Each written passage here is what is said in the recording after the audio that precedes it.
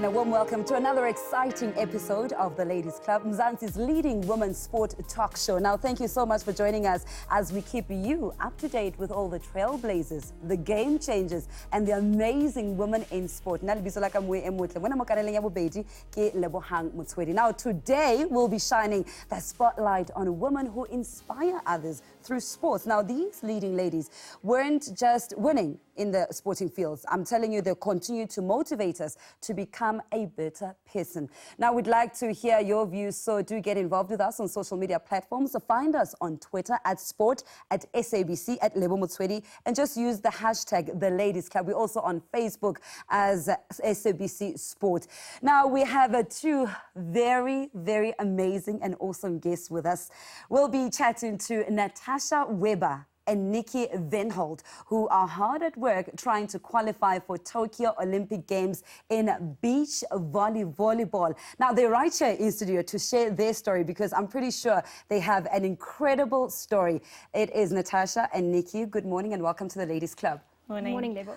Qualifying for the Olympic Games, for me, as I read that, and I'm thinking already it is the biggest thing on any athlete's calendar this year. For sure.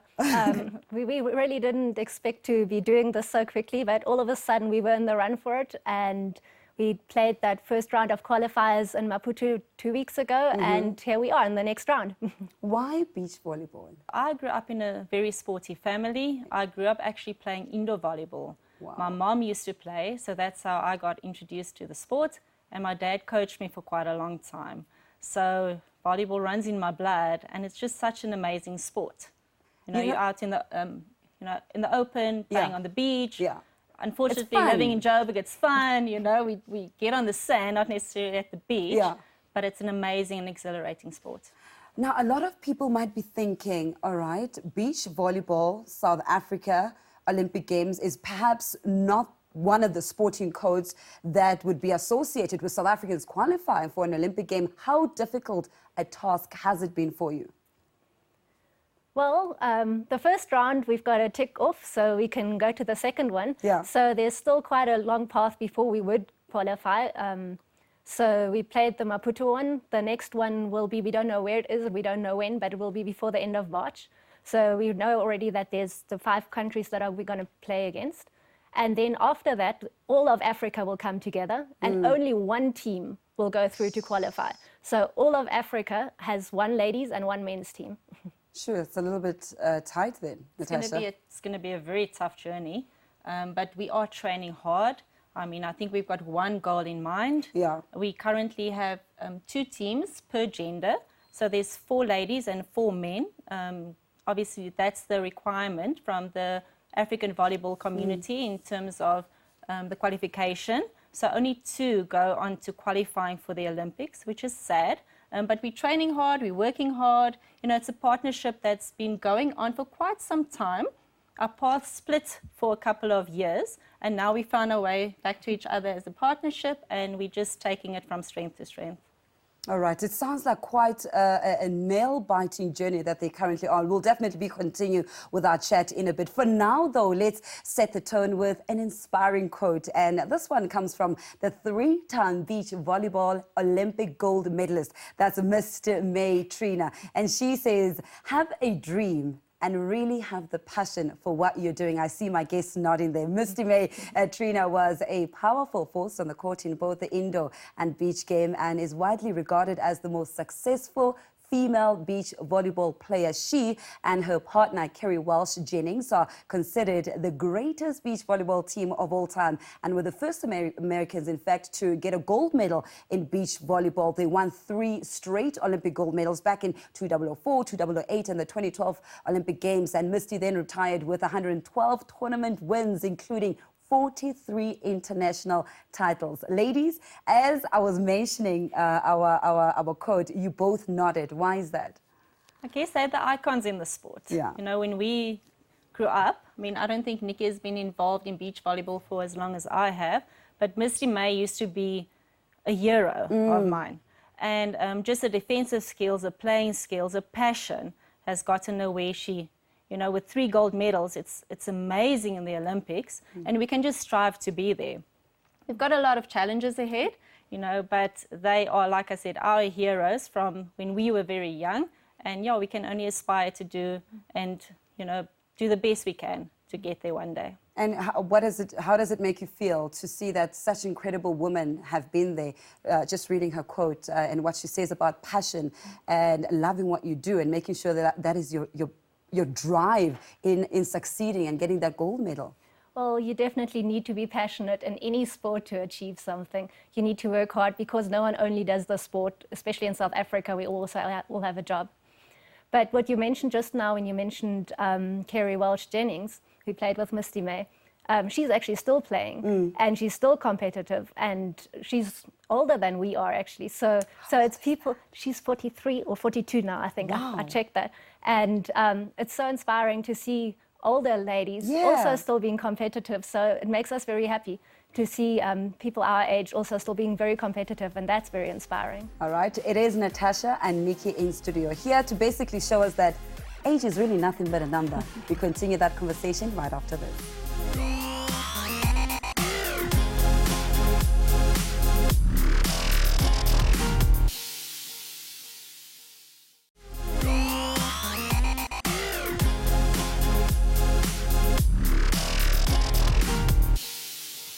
Welcome back. We are still with Natasha WEBBER and Nicky WENHOLD, born and bred in Johannesburg. Natasha started playing beach volleyball in high school and has never looked back. Her parents were also volleyball players, introduced her to the sport at a very young age. She boasts a BA honours in sports science, which she completed in 2003. Nicky, meanwhile, captains the Thunderbolts women's team in the National Volleyball League. She used to be an avid basketball player while studying at Tuks before she started playing social volleyball. We were talking about age being nothing but a number. Does that impact your sport? There are certain sporting codes that limit you in terms of representing your country and how far you can physically go as a sport. Is age a factor or not? Well, as Vicky mentioned earlier, if we look internationally, a lot of the top players currently are maybe early 30s to mid 30s, and even older in some cases. I think a lot of the players that play beach volleyball transition from the indoor game, where I think you peak at a younger age because of the physical aspects that you need as well, and then transition into the beach volleyball game. It's I guess, easy on the joints. You know, the court's smaller, it's not as big as the indoor court, and it's fun. And obviously age will always be there, but I guess if you train hard, we can achieve anything that the youngsters can. And how supported is beach volleyball in South Africa? A couple of years ago, there was a great sponsorship, so we had a national league going, and that was great. We traveled all over South Africa, playing the national tour in places from Kimberley and Polokwane and Rhodes University. We played, obviously, in Cape Town and Joburg, in Bloemfontein. So we really traveled all over the country playing beach volleyball. So how supported is it at the moment? At the moment, unfortunately, there isn't a national league. So we're really hoping for sponsorship because, unfortunately, a series like that can only run on sponsorship. So we're obviously all hoping for something like that to happen. But in the meantime, we're all training in our cities. We're trying to keep in contact with the players from all over the country because volleyball is such a small sport, especially beach volleyball. We're a small family. And we know each other, and we're actually all friends. So we like to get together and compete. I also want to find out in terms of, because there's no professional league, that means you have to have a job. So you can't just do what you want to do and saying, I'm doing this, it's my passion. You have to work. So then comes the family aspect of it. You still have to, you've got a wedding band, you still have a family. I do. I don't even want to ask the question, but then how do you then manage? Because you need to put in the hours, you need to put in the hours into your family and your career. It's very hard. I've got a 2-year-old at home the as babas. well. So they obviously, you know, they demand a lot of your time. Luckily, I've got a husband that's very supportive. He also used to play some volleyball. That's how we met. And so he travels with me when there is a tournament or any event that takes place, and he brings baby along. So hopefully she'll also grow up in the sport. And that's where we have to start. We have to start with the youngsters. We need to give them an opportunity. So maybe one day the 38-year-olds won't sit here. It will actually be the youngsters that can come from the grassroots, that can grow. And maybe that's our job as well, to give back again to the youngsters of today and give them a place. At least now we can show them that it is possible. There is a future in the sport, and we want the sport to grow again and really rise. And attract some sponsors in order for us to have leagues again, for them to also want to play. And how do you maintain this amazing physical shape that you're in at a young, tender age of 38? Well, I guess it's a lot of active days. So you spend your days at work, and then afterwards you go play volleyball. So that's basically how the days work. So you try to get in as much training as you can. Generally, it's after work. In the evenings, weekends. Yes, lots of weekends. So what goes into that training regime to be an SA beach volleyball player? I think the beach volleyball community is very small, and we want to grow that, because I think then there's many more opportunities to select younger players if we actually grow the volleyball community again in terms of beach volleyball. So I think it's difficult for the people, at the top level to also select if there's not enough players at a certain level to select. And that's why I said earlier, we actually need to give back and grow the game of volleyball again, so that our level can also increase, so that we can teach the youngsters and grow their game as well.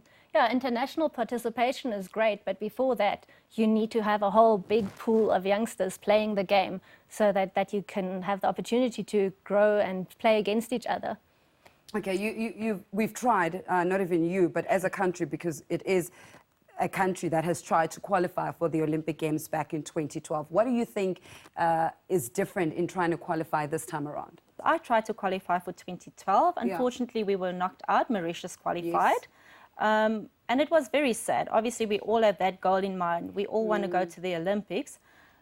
This time around, we're actually hoping that we can participate in more international events as well. And I think that's how we will get better, if we actually have exposure to play against tough teams, tough opponents. Because the previous time as well, we just basically compete in the continental cups, but we don't go into even Africa to compete against African teams. And that's where we should start. The competition in South Africa, it's tough, but I don't think it's at a level where it should be or where it could be. So if we can just get more exposure in traveling, but I guess that comes with sponsorships, you need money to travel. So that's, I guess, always the roadblock that you're going to face. But if people can come on board and we can get more exposure in Africa, that's already a good start to then go, I would say, more to Europe and America to compete internationally. Who would you then say would be your toughest opponent in ensuring that you get that one spot that's available? We actually don't know at the moment who are the toughest teams. We played a very tough Mozambican team now, but the ladies of South Africa didn't participate at the African Games last year, so we actually haven't played against them. So we've just seen them play. But so we've heard about the tough teams and who they are. Apparently, they said Rwanda is an extremely good team. I think Morocco. Egypt so it's definitely going to be tough. But I think if we put in the hours and we're dedicated, anything is possible.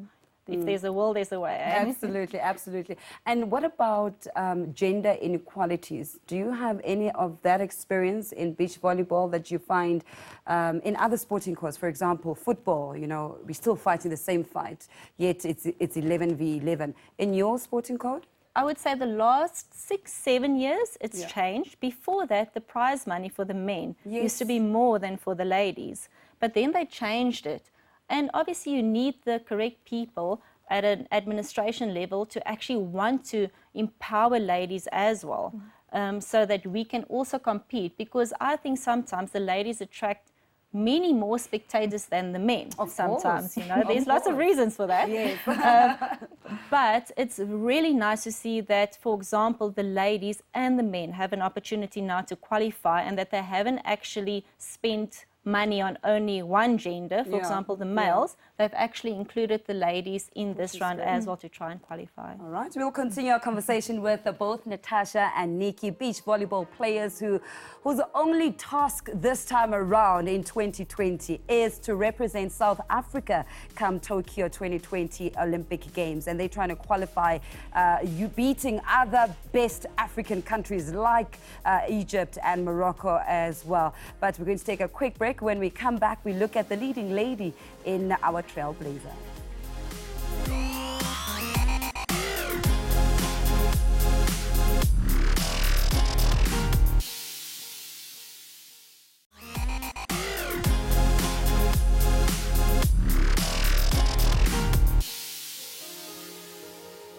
It is time to take a look at the movers and shakers who led the way for women in sport. And our trailblazer today is Julia Wieland. She is a former South African beach volleyball player born in West Germany. Julia came to South Africa with a family when she was just 6 years old, and she competed in indoor volleyball between 91 and 2002, and then switched to beach volleyball and formed a duo with Leanne Naidoo. They competed in various tournaments across the world, including the 2003 Beach Volleyball World Tour, and qualified also for the 2004 Summer Olympic Games in Athens. So the Ladies Club continues to salute such incredible women, because chatting to the game changers in studio, Natasha as well as Nikki, we were also talking off air the impact that the previous ladies have had. They've paved the way, they've been there, and now you guys are continuing with the great work. They definitely are heroes as well when we were younger, and they did pave the way for the younger generation. Take me through a typical day. I work from home, so that's great. So I don't have to drive anywhere. I just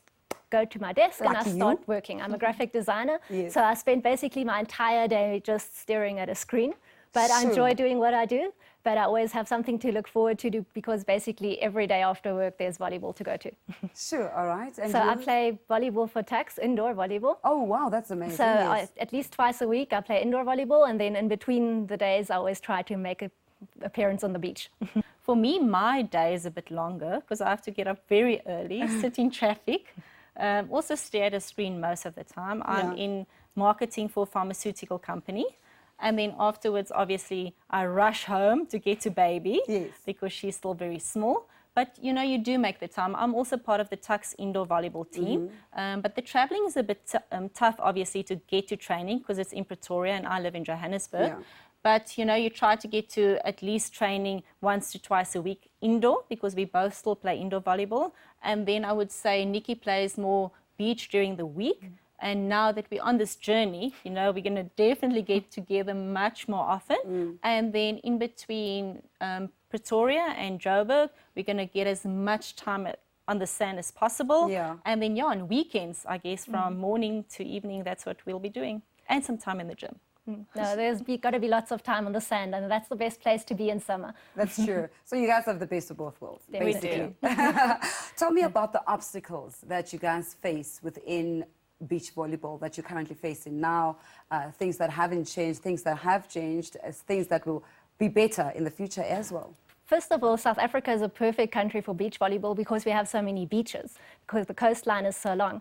But living inland, we're restricted to where there are permanent courts set up. So sometimes just finding a court can be a challenge. It's a small challenge, but you don't get beach courts everywhere. So you're very restricted location-wise to where the possibilities are there. Yeah, and I guess also financially, it's always a problem. We do work for a living. I mean, it's a long day at the office, and then the obstacle is there. Obviously, you're tired. You need to still go to training. You know, financially, it's also a burden because we don't get to travel, because there's now not a national league. Unfortunately, we don't get to travel. And also, when there is a national league, the obstacle, I guess, comes in that you need to pave your own way and you need to pay for the travels. We're lucky enough that Volleyball South Africa covers all our costs when we do participate in the Continental Cups, you know, and they've been really great in that way. But locally, obviously, we have to pay to play.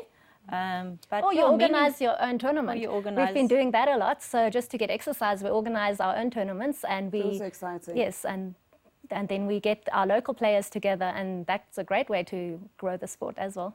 How accessible, though, is volleyball or beach volleyball. I don't even want to talk about beach volleyball, but there are beach volleyball courts that are around the country. How accessible? Is it a sport that a child can say, I want to take part in? Do we have a lot of courts around the country? You don't need lots of courts. Yeah. I mean, I did a coaching course as well. Yeah. And in America, they've got a big thing called mini volleyball. So they say all you need is, for example, when you start, because they're small, the balls are heavy, you need a balloon.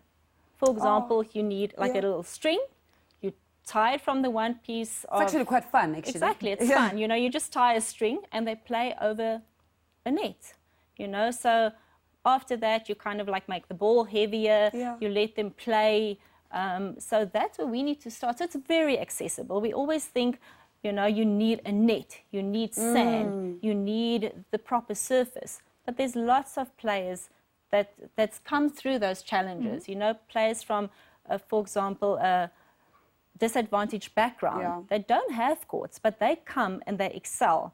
And they're actually doing very well indoor teams currently. You know, they don't have proper courts. They actually train on netball courts or tennis courts. Lots of outdoor courts are being used for volleyball. So it's very accessible. Or on grass. Oh, wow. So let's go quickly back to the Olympic dream. If you guys qualify for the Olympics, who would you like to face? Is there a team that you're like, you know what, we would love to play these guys? Well, to me, Laura Ludwig from Germany is my absolute hero. She's an amazing player, and it's so much fun to watch her. She and Kira Valkenhorst won the 18 Olympics in Rio. 2016. 16, there you go. Neil was saying something wrong. And just watching them since then, she's she's got a new partner now, so we'll see how that's going to go. If they still need to qualify, they haven't And she also has a young baby. Yes, she does. And she's going for it, you know, and she's, I must say, also now recently one of my icons, and she's an amazing player. I like the fact that no motherhood, no child, those cannot be barriers to wearing the green and gold and doing what you love. I love that. Exactly. All right, let's find out something. A song that brightens up your day. Uh-oh. Yeah, that was like on the spot. Yeah. I got a feeling. Yeah. How does it go? Yeah, I'm getting into it. Be a good night. Yeah. Okay, I love that song. A song that brightens up your day? Quite honestly, I can't think of anything right now. You caught me off guard there. Okay, let me find another one. Favorite food? Pineapple with everything. I know. You and I are those people that have pineapple on pizza, right? Yes, we are. But whether it's on a salad or whether it's on a warm dish like pizza, all of it is great. Even in chicken? Yes, it's great. My goodness. Perfect combination. Okay, we here. You know, my producers in the ear are just like, your favorite food? So I must say I'm more of a pasta, carby kind of girl. I love my mom's cooked food. I'm never going to say no to her plate of food. But yeah, I'll definitely go for pasta. Where does it go? Where does what go? The pasta. If you train as much as Tash does. All right, before I let you go, guys, a must-have when traveling? A volleyball. Sunscreen. Sunscreen, a volleyball. And a good partner. And Nikki. and a camera. Exactly. Yes, a camera needs to be there, definitely. Ladies, thank you so much for joining us, and I wish you only the best in qualifying. Please keep us updated with regards to your qualifications, the next couple of matches that you'll be taking part in, so we continue to disseminate that information to the public, to the fans, to the sponsors that are watching that want to back Team South Africa. Thanks for the time. Any other message before we go? Have faith, we can do it. I like that. Well, thanks to everyone who has supported us so far. It's been an amazing trip up to now. All right, have faith, they can do it. And that's all the time we have for this week. Thank you so much for spending it with us. Remember, you're welcome to send through your ideas of trailblazers or stories about women in sport that continue to inspire you. I'm Lebo Motswedi for SABC Sports. Let's do this again, same time next week. Mona mo kanaleng yabo bede. Remember, though, that greatness is earned but never given. Goodbye.